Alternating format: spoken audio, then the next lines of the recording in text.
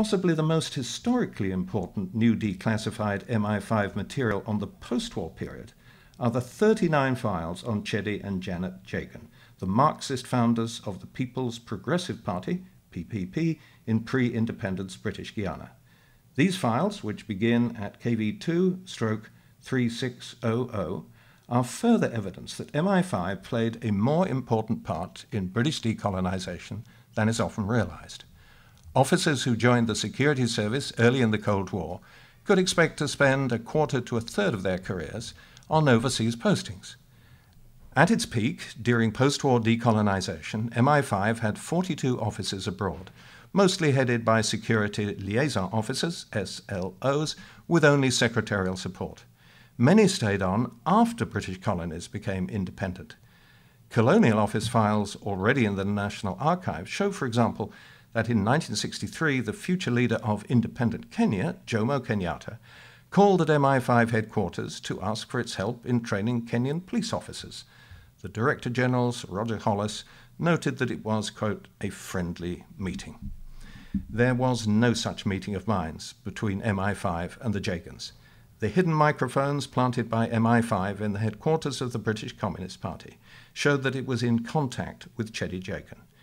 MI5's SLO in Trinidad, whose responsibilities included British Guiana, called Jagan an astute politician who, quote, wields great influence over a large number of people who have never been, and in all probability never will be, communists.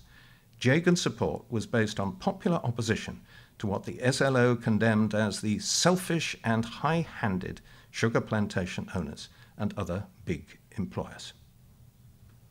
The election victory of Jagan's PPP in 1953 caused alarm in Westminster. The leader of the Labour opposition, former Prime Minister Clem Attlee, agreed with the current Prime Minister, Winston Churchill, in denouncing Jagan and his colleagues as, quote, either communists or communist stooges.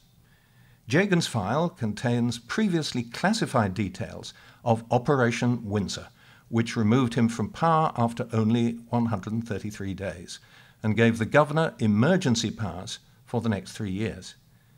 The SLO in Trinidad took a particular dislike to the American-born Janet Jagan, who he claimed was, quote, uncompromising in her hatreds and more concerned with the position of British Guiana in the pattern of world communism than with good government.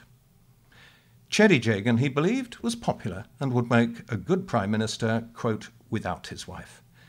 In 1957, Jagan returned to office.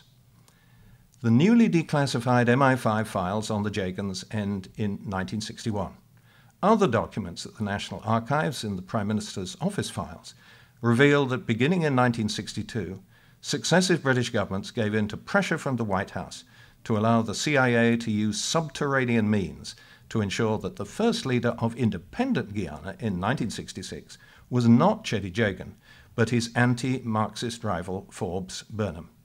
In most British colonies, there was a relatively friendly transfer of power to independent governments. British Guiana was a notable exception.